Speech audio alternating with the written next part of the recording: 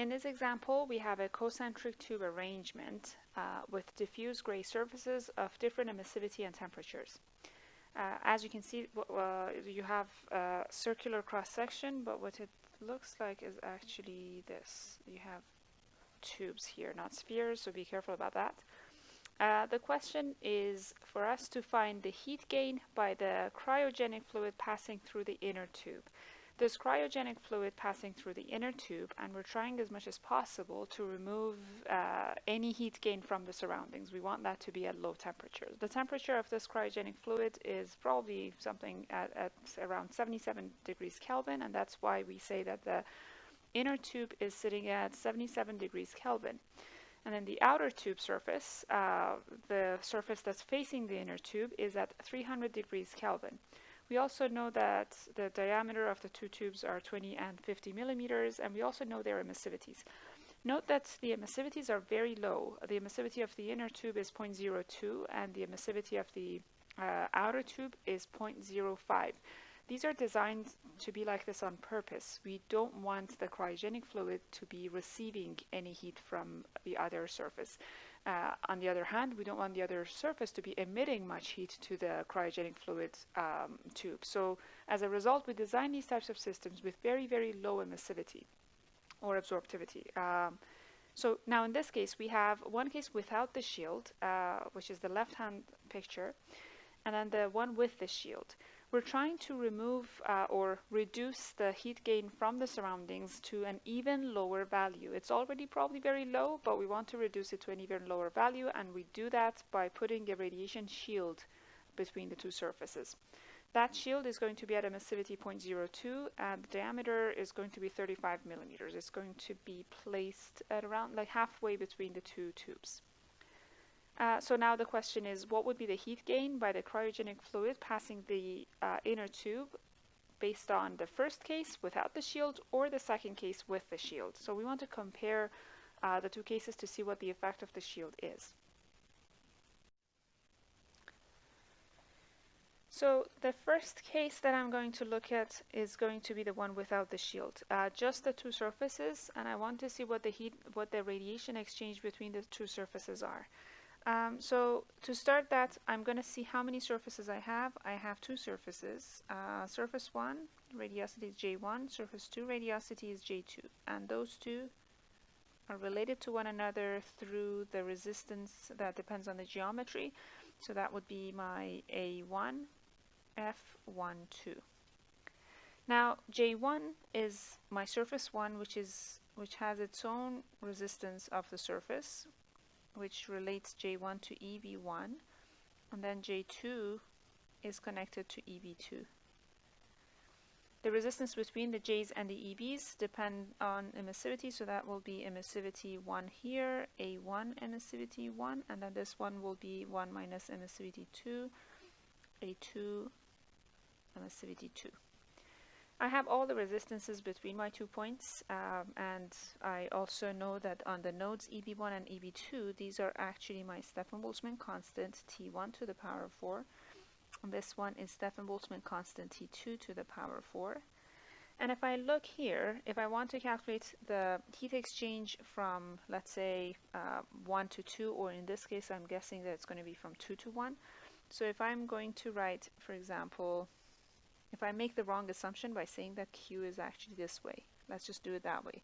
So I'm going to say that Q1 is going to be equal to the Q2 here, and it has to pass through all these resistances. I'll look at the nodes for which I have the values. J1 and J2, I don't have the values. I can write J1 minus J2 divided by the resistance between them is going to be equal to the heat exchange, but I don't have J1 and J2. So then I'll have to go calculate those. What I do know is that I have the temperature T1 and T2, so this value is known to me and also this value is known to me. So then I'll be able to pick those two nodes and divide that potential by all the resistances that are in between those to be able to calculate the heat that passes through it. So I'm going to make that assumption. I'm going to say EB1, and because I'm making the assumption that the heat is going from 1 to 2, or net radiation is from 1 to 2, I'm going to say EB1 minus EB2 divided by R total is going to be, and EB1 is your Stefan-Boltzmann constant at T1 to the power of 4, and Stefan Boltzmann constant T2 to the power 4. That gives you the numerator of this relation on the top left. And on the denominator, I have R total. What would be my R total? I'll be able to calculate that through just adding up all these resistances. Instead of doing that, now I'm showing this to you to say that you don't really have to use the tables that are available to you in the book. I'm going to do it the hard way, so you see that without the tables you can still write everything.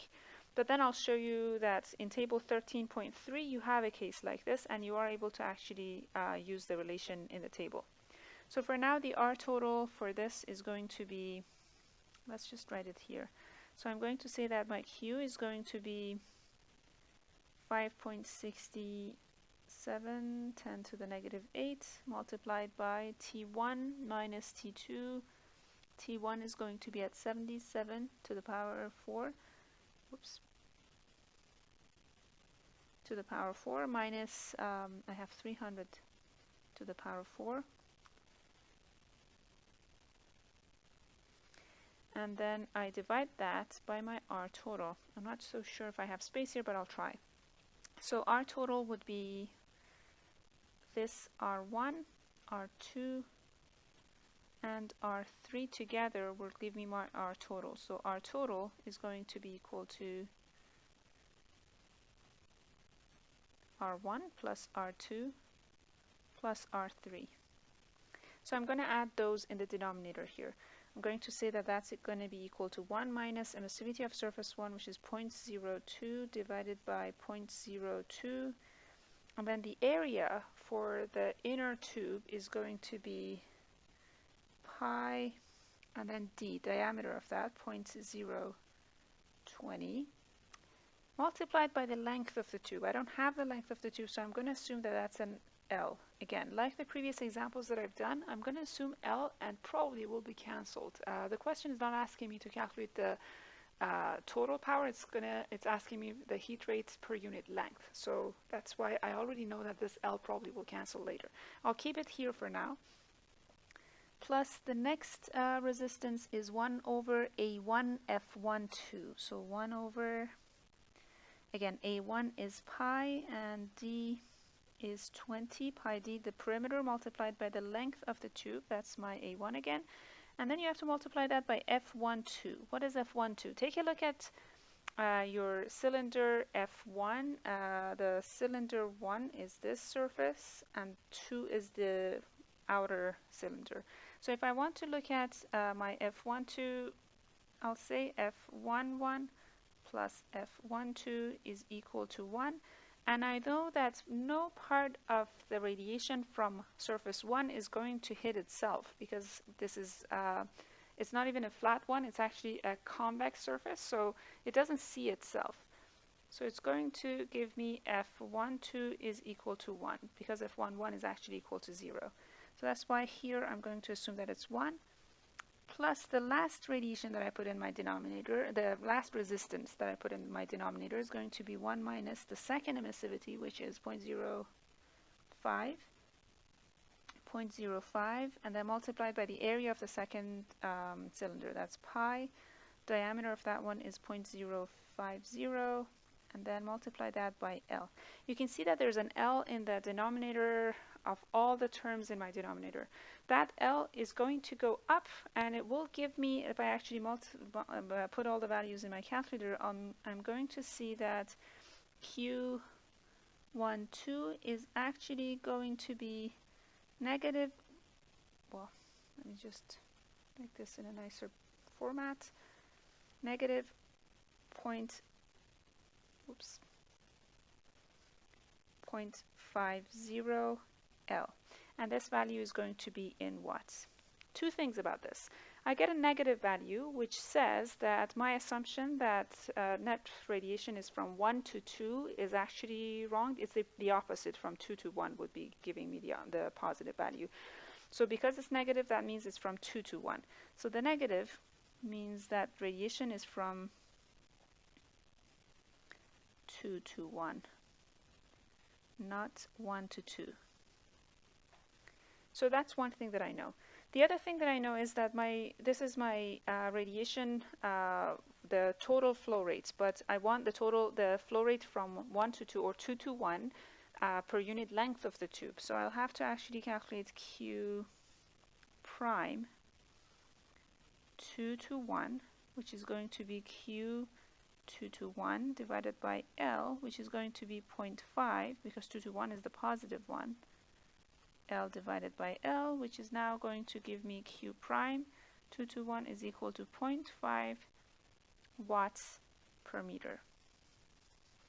This is going to be the value of the net exchange from 2 to 1.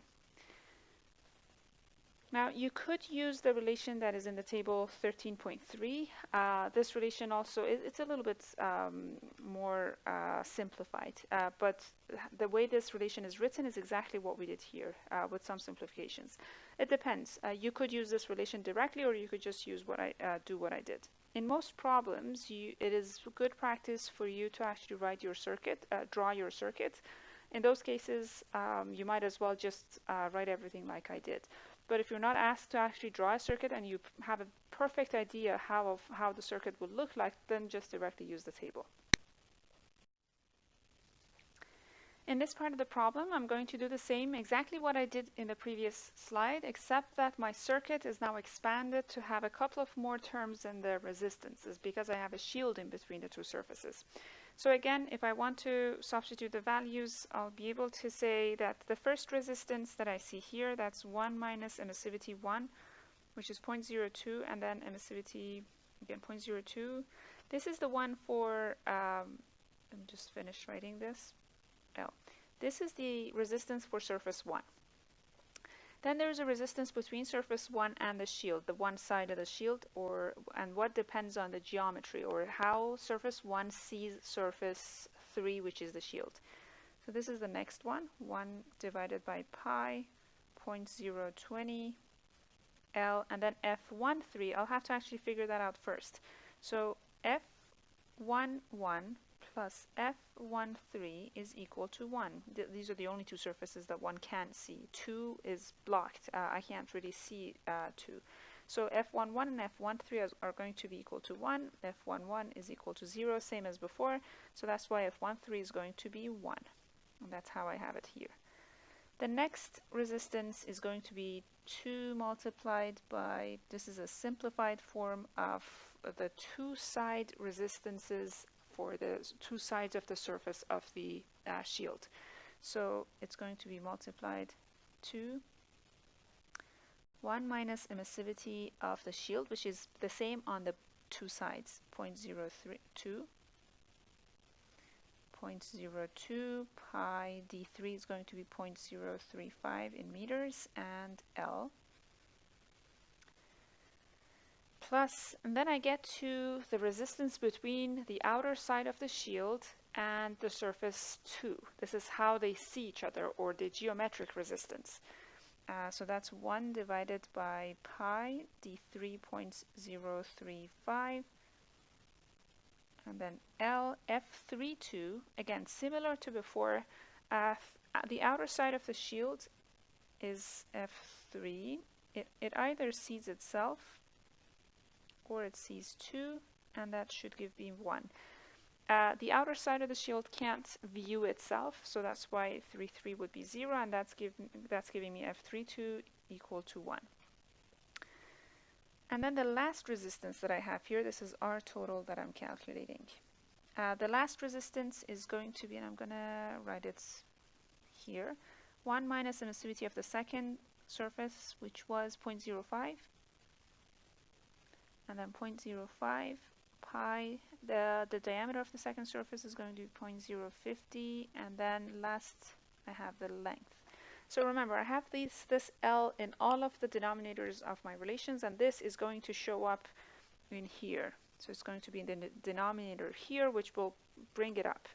So if I actually substitute that R value in here, I'm going to arrive, and here I'm going to basically say that this is the same Stefan-Boltzmann constant, 5.67 10 to the negative 8, and this is going to be my surface 1 is going to be at 77, and then this one is going to be at 300. Don't forget, this is to the power of 4. Once I do all of that, I should be able to calculate my Q again as minus 0.20 Q from 1 to 2, 0.25 L, and this is in watts. What I'm trying to calculate is Q prime. So Q prime 1 to 2 is equal to Q 1 to 2 divided by the length to get the heat flow rate per unit length. And that would be minus 0.25 L divided by L, which is going to be minus 0.25. And this is watts per meter. And then I can always say that this negative sign is because it's actually 2 to 1. So Q prime 2 to 1 is going to be 0.25 watts per meter. And this is how my heat flow rate has actually reduced to half by just putting this shield there. Because last time I actually got the value of Q prime 2 to 1 as 0.5, and now it has reduced to 0.25 just because I added a shield with emissivity of 0.02 on both sides.